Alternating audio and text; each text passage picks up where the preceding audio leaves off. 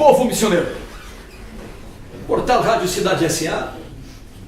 tem a grande alegria, satisfação de conversar hoje, sob a direção do jornalista Jairo Ferreira, com o nosso deputado missioneiro Eduardo Loureiro. 1 ano e alguns meses, quase 1 ano e meio já, de mandato, com um trabalho considerado pela mídia como um trabalho profícuo, de fôlego. Como é que é esse 1 ano e meio de trabalho? Bom, que 1 ano não muito fácil, né, para todos, né, nos últimos tempos, né? Muito difícil, né? Nós estamos vivendo um momento bastante crítico, né, por conta de todos os problemas que estão acontecendo em nível nacional, também aqui no Rio Grande do Sul. Mas primeiro quero dizer da minha satisfação de poder voltar aqui a conversar com os amigos do Rádio Cidade.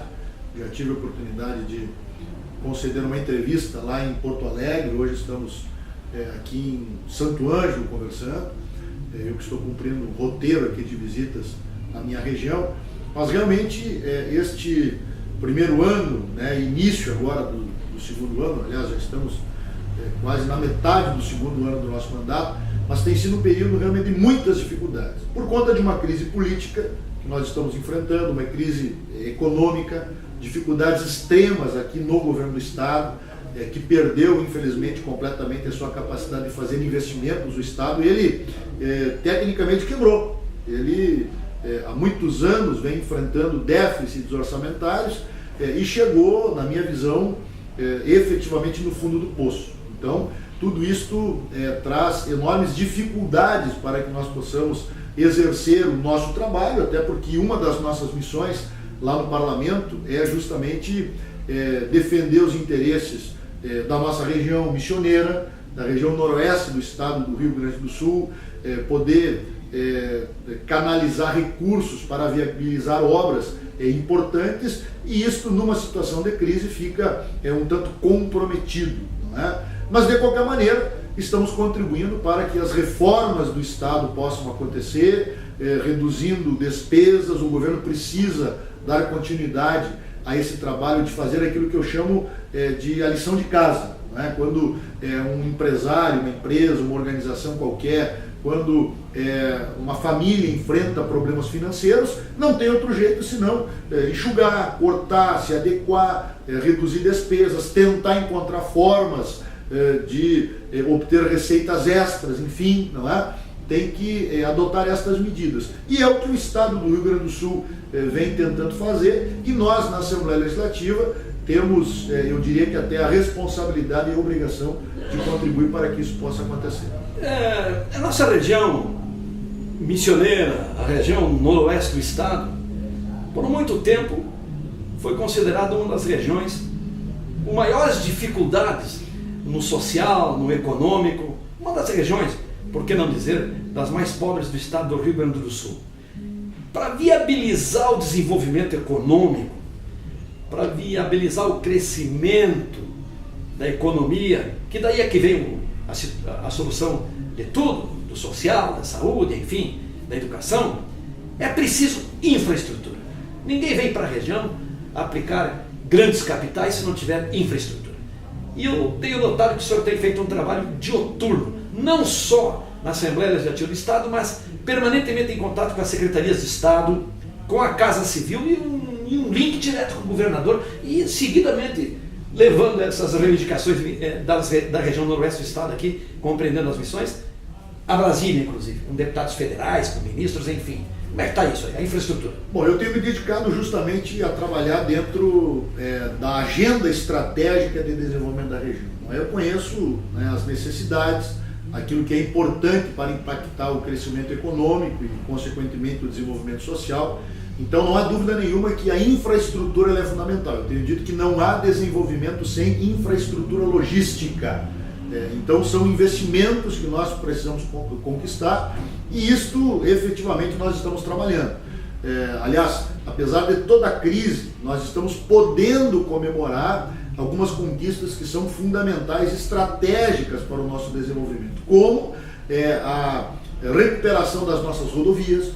Está sendo concluída agora toda a recuperação da 344 aqui na região das Missões, que é uma das principais rodovias que nós temos ligando os vários municípios aqui das Missões, da Grande Santa Rosa, a 168 que liga lá Roque Gonzalez a São Luís Gonzaga, o acesso a São Nicolau, a primeira querência do Rio Grande, que está já concluído. Agora temos que dar continuidade àquele asfalto da 168 que vai até Bossoroca, que ainda está pendente. Nós temos vários municípios que não têm acesso pavimentado, isso é outro fator fundamental, e obras estão em andamento, como o asfaltamento para Eugênio de Castro, Rolador, Ubiretama, são obras em andamento. Agora, logo em seguida, nós estamos lutando para que retomem as obras de acesso entre Giruá e Senador Salgado Filho. Também Pirapó está pendente. Aliás, vamos ter uma audiência pública agora, nos próximos dias, promovido pela Assembleia Legislativa, para debater a questão dos acessos asfálticos, justamente lá em Pirapó. Garruchos é outro município também que espera por este investimento.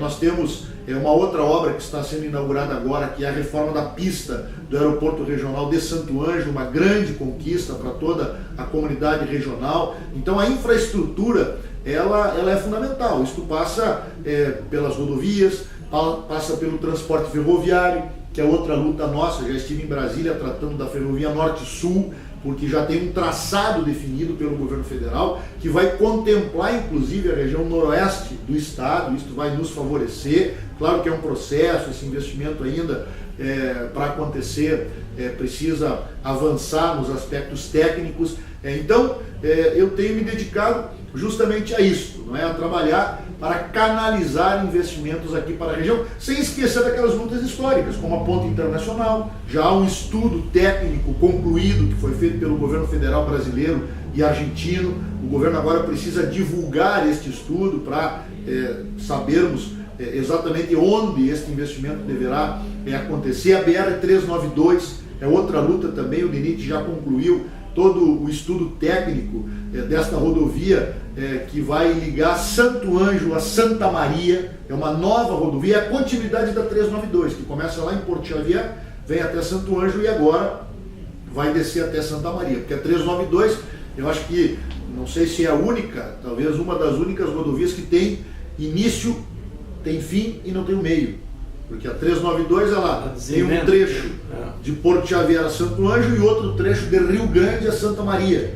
Então falta justamente este meio, que o DENIT já fez um estudo técnico de viabilidade, indicando inclusive já o traçado. Então todos esses temas compõem um conjunto de investimentos que podem realmente determinar uma outra condição muito mais favorável para o crescimento econômico, para a atração de novas empresas, para o fortalecimento dos empreendimentos aqui instalados. Mas os telespectadores certamente observaram. É impressionante a quantidade de obras rodoviárias necessárias na região. Olha a quantidade de obras que precisam ter as suas conclusões para que a região possa almejar o seu crescimento econômico e o seu desenvolvimento. E a importância de termos representação política. Mas eu me pergunto, há poucos dias na Assembleia Legislativa você debateu assiduamente, acirradamente o projeto dos pedágios, que está inserido nesse contexto de viabilidade, de solução, de efetividade, de eficácia da nossa malha, né? Exatamente. Bom, primeiro, Zaragoza, eu preciso dizer que o ideal era que o Estado tivesse capacidade financeira para fazer os investimentos nas rodovias.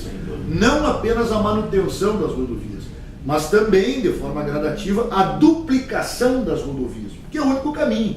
O número de automóveis, de caminhões, não é, que estão transitando pelas nossas estradas vem aumentando consideravelmente ao longo dos anos. Então, para poder oferecer um mínimo de segurança, não há outro caminho senão duplicarmos as rodovias e buscarmos também outros modais de transporte, como o ferroviário. Falei aqui da Ferrovia Norte-Sul, que é uma luta importante, é uma decisão estratégica para o desenvolvimento do país e das diferentes regiões do estado, regiões como a nossa, que precisa escoar a produção. E o próprio transporte aéreo. Não é? Então, esses modais de transportes, todos eles precisam avançar. Mas o rodoviário é a tradição do nosso país e nós precisamos trabalhar para duplicar as nossas rodovias. Então, como o Estado, infelizmente, perdeu a sua capacidade de fazer investimentos, não está tendo condições, pelo menos não na medida ou no ritmo que nós gostaríamos, as concessões de rodovias elas se apresentam como uma alternativa. Eu entendo que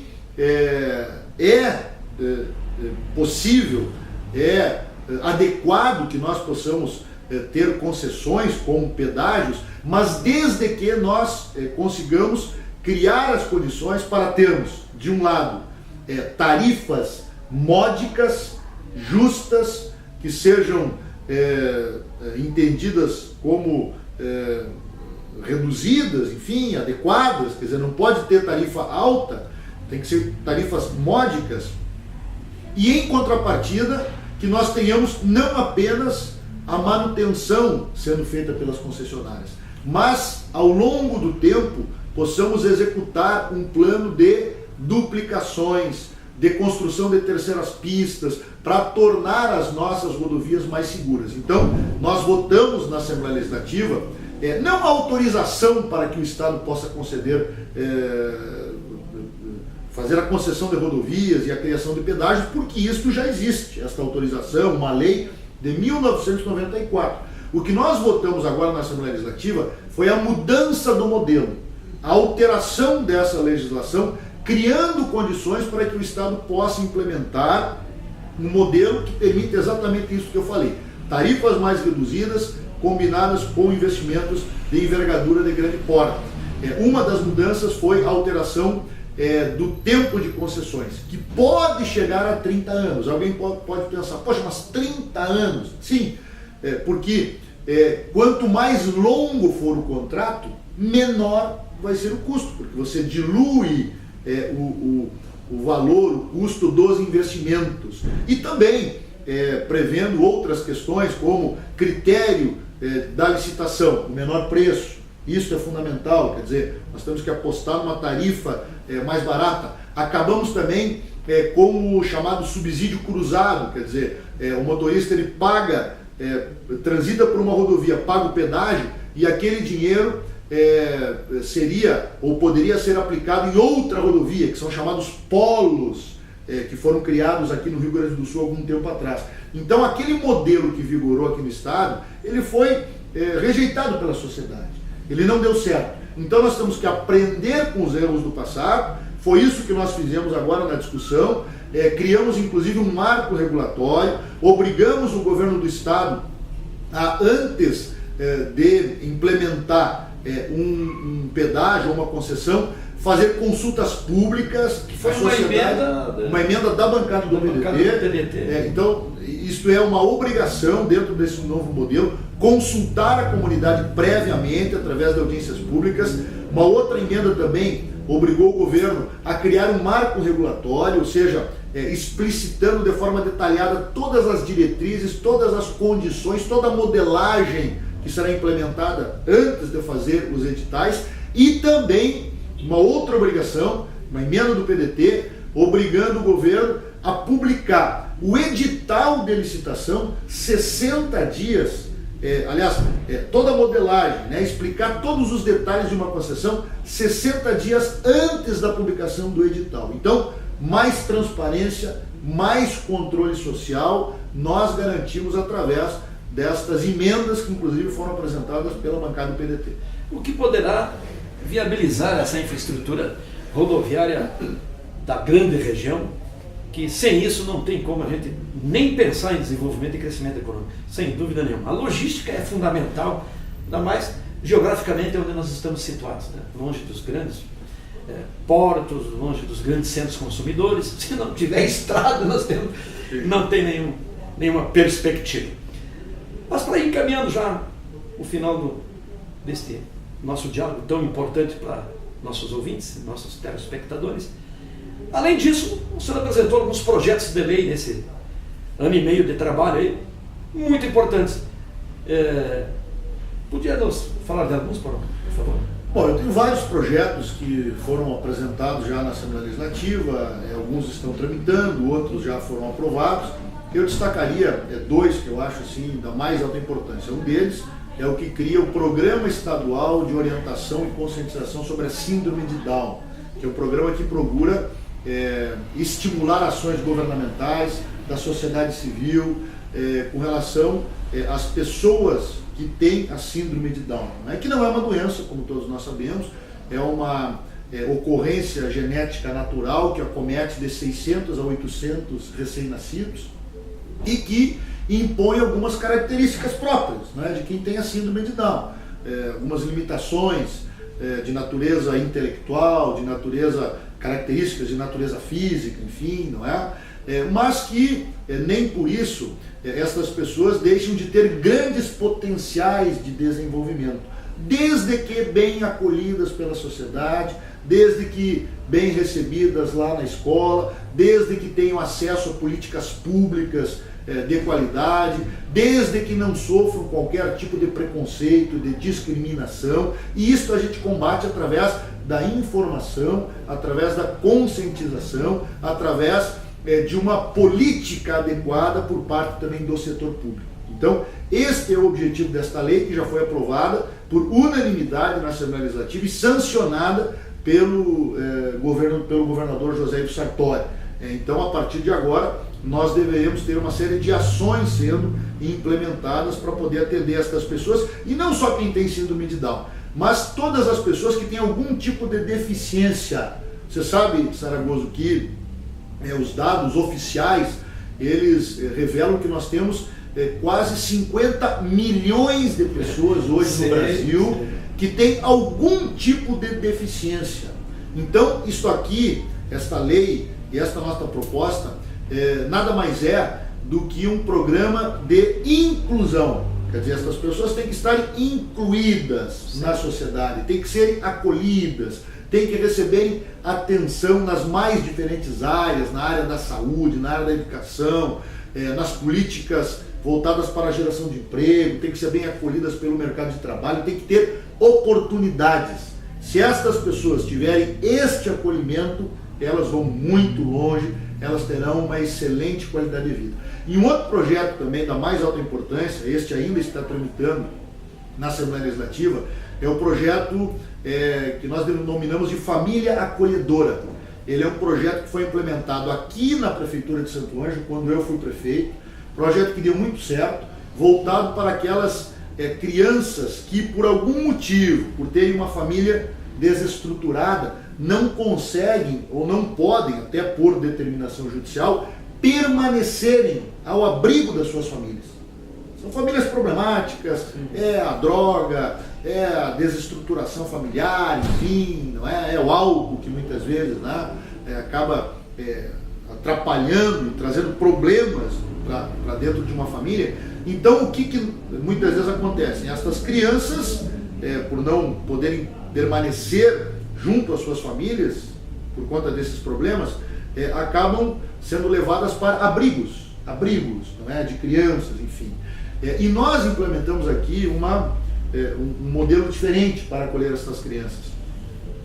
Através de uma lei, é permitido que famílias da sociedade, famílias bem estruturadas, elas possam se habilitar para receber temporariamente estas crianças. Então, é muito mais adequado que essas crianças fiquem ao abrigo de uma família, porque ali está constituído o ambiente adequado, o ambiente familiar, do que ficarem em abrigos coletivos, enfim, que muitas vezes não têm as mesmas condições, não é, até de desenvolvimento, né? Então, aqui em Santo Ângelo este programa funciona muito bem, ele se tornou referência em nível de estado e até em nível de Brasil, e agora nós queremos levar este programa para ser implementado a nível de estado. Eu recebi, inclusive, com muita satisfação, uma moção de apoio do Colegiado de Juízes da Infância do Rio Grande do Sul, porque evidentemente que esse programa ele é todo regrado, tem o acompanhamento dos juízes da infância, de todas as comarcas, tem a participação das prefeituras municipais, dos conselhos municipais e estadual da criança e do adolescente. Ele cumpre rigorosamente tudo aquilo que prevê o ECA, o Estatuto da Criança e do Adolescente. Então é um programa muito bem amarrado e que funciona muito bem. A criança pode ficar até 2 anos ao abrigo de uma família. Não é adoção, tem nada a ver com adoção, quer dizer, ela fica temporariamente ali. na verdade a família ela funciona como um padrinho, né? Quer dizer, é alguém que se torna padrinho daquela criança, que a acolhe, e depois, quando ela puder voltar para a sua família, ela volta. Se ela tiver que ser encaminhada para a adoção, ela será encaminhada para a adoção, dentro das regras, não é? Estabelecidas pela legislação. Então é um programa que eu tenho certeza que será aprovado e que vai trazer enormes benefícios para aquelas crianças e aquelas famílias que infelizmente estão numa condição de vulnerabilidade social. Sem dúvida nenhuma. É o tipo do projeto que embasa solidamente perspectiva de melhor futuro, né? Não tenha dúvida nenhuma disso. E os hospitais? Bom, eu tenho me dedicado muito a esta luta. Eu, quando fui prefeito de Santo Ângelo, o maior problema que eu enfrentei foi a situação do Hospital Santo Ângelo. Todos nós sabemos, né? A comunidade de Santo Ângelo sabe, o hospital estava fechando as portas. Nós lideramos um grande mutirão para poder reunir as condições para salvar aquela casa de saúde. Buscamos recursos junto ao governo do estado, junto ao governo federal. A prefeitura se envolveu, colocou também recursos extras no Hospital Santo Ângelo. Mudamos todo o modelo de gestão, recuperamos aquela casa de saúde que hoje está numa situação muito diferente, muito melhor do que aquela que nós a encontramos quando assumimos a prefeitura lá ainda no ano de 2005. Então agora, na Assembleia Legislativa, eu tenho defendido esta causa, esta bandeira. Os hospitais hoje estão enfrentando enormes dificuldades por conta dos atrasos nos repasses de recursos. Nós temos trabalhado, inclusive apresentamos no ano passado uma emenda ao orçamento do Estado de 300 milhões para ser destinadas ao hospital. Infelizmente o Estado, por conta da crise, está tendo dificuldades de fazer o repasse, mas é uma luta que nós estamos travando. Mas saiu uma grana aí, né? Saiu um dinheiro aí para o Hospital de São Luís, Hospital de Santo Ângelo e para outros do Estado. Exatamente. Né? Se não é tudo o que queriam, é um bom, bom recurso. O que aconteceu foi que o Estado agora, dias atrás, conseguiu colocar em dia aquilo que devia aos hospitais, os valores atrasados, janeiro, fevereiro, março e abril, pelo menos com relação à produção. Ainda está atrasado os chamados incentivos, que é aquele algo a mais que o Estado repassa além do que paga o SUS. Então, agora a próxima etapa desta luta, para que os incentivos sejam pagos, para que os hospitais tenham melhores condições. Então é uma luta permanente. Eu defendo, inclusive, falei com o governador dias atrás, que em função desta redução do pagamento da parcela da dívida, que o Estado ingressou na Justiça questionando a dívida, que consome 280 milhões de reais por mês, é o valor da parcela da dívida, 13% da receita corrente líquida do Estado, e a liminar suspendeu por 60 dias esse pagamento. Então, vai dar um certo fôlego, então que sejam priorizados os hospitais, a saúde. Então, é a nossa sugestão e é o que efetivamente o governo vem fazendo. E esperamos que depois desses 60 dias da liminar, o Estado consiga renegociar esta dívida com a União, porque é isso que vai dar realmente uma condição melhor para superar esta crise financeira e esta falta de dinheiro para investir naquilo que é essencial, na saúde, na educação, na segurança pública. Nos momentos de grande crise econômica, financeira, é difícil conceder reajustes de salário quando temos um índice altíssimo de desempregado, até pela própria demanda. Mas mesmo assim o governo do Estado e a Assembleia Legislativa e o Poder Judiciário e todo mundo negociou exaustivamente e acabou saindo algum reajuste para alguns, que foi esse grande debate realizado na Assembleia Legislativa há pouquinhos dias atrás. Como é que foi essa batalha aí?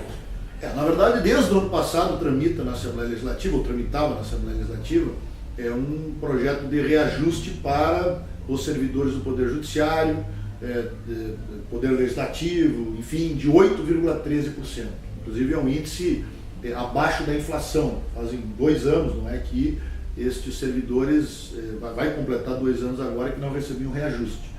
Então a Assembleia Legislativa debateu desde o ano passado e nós acabamos aprovando esses reajustes por ampla maioria, porque entendemos, e esta é a realidade, é importante que isso fique claro, que mesmo concedendo um reajuste salarial num momento de crise, de dificuldades, isto não vai agravar ainda mais a situação financeira do governo do Estado ou do Poder Executivo, não é? Que está com mais dificuldades do que os outros poderes. Por quê? Porque existe a independência orçamentária dos poderes. Esses recursos que estão lá com o Judiciário, eles não serão devolvidos para o Poder Executivo. Eles só poderão ser aplicados pelo Poder Judiciário. Então, o Poder Judiciário, que tem essa prerrogativa, propôs esse reajuste, certamente que se organizou para isso, deixou de contratar servidores, deixou de fazer investimentos, reduziu despesas e fez sobrar, então, um recurso para a concessão de reajuste salarial. Cabe à Assembleia Legislativa aceitar ou não. Não é a Assembleia que concede reajuste. A Assembleia vota a favor ou vota contra. Então, considerando que este recurso está lá no Poder Judiciário, e se não for aplicado no reajuste dos servidores, certamente que será destinado a alguma outra finalidade ou despesa dentro do Poder Judiciário, ou para algum investimento, ou para a contratação de novos funcionários, ou para o pagamento do auxílio moradia para os juízes, como aconteceu efetivamente dias atrás. Então nós achamos que é adequado, que é justo que seja concedido este reajuste para valorizar esses servidores. Então foi dentro deste contexto e por estas razões que eu votei a favor e a grande maioria dos deputados estaduais. Então isso nada interfere e nada tem a ver com a situação do Executivo, porque as regras do jogo, a Constituição, ela determina a independência orçamentária. O que nós podemos discutir como é que pode, se o Executivo não está com dificuldade de conceder reajuste para os seus servidores, como é que pode o Poder Judiciário conceder? Bom, aí eu diria que é uma outra discussão. Aí nós temos que discutir então e debater este limite de recursos que é destinado para os outros poderes, obrigatoriamente. Os famosos duodécimos, né? Eu fui vereador, sabe como é que funciona. É os chamados duodécimos. O que é o duodécimo? É aquela parte, é o índice, é o valor, não é, que cabe mensalmente a cada um dos poderes e que obrigatoriamente o Poder Executivo ele tem que destinar. E quem pode gastar é os outros poderes, quem vai gastar é os outros poderes. Então, uma outra discussão é essa. Bom, então vamos reduzir este duodécimo, vamos reduzir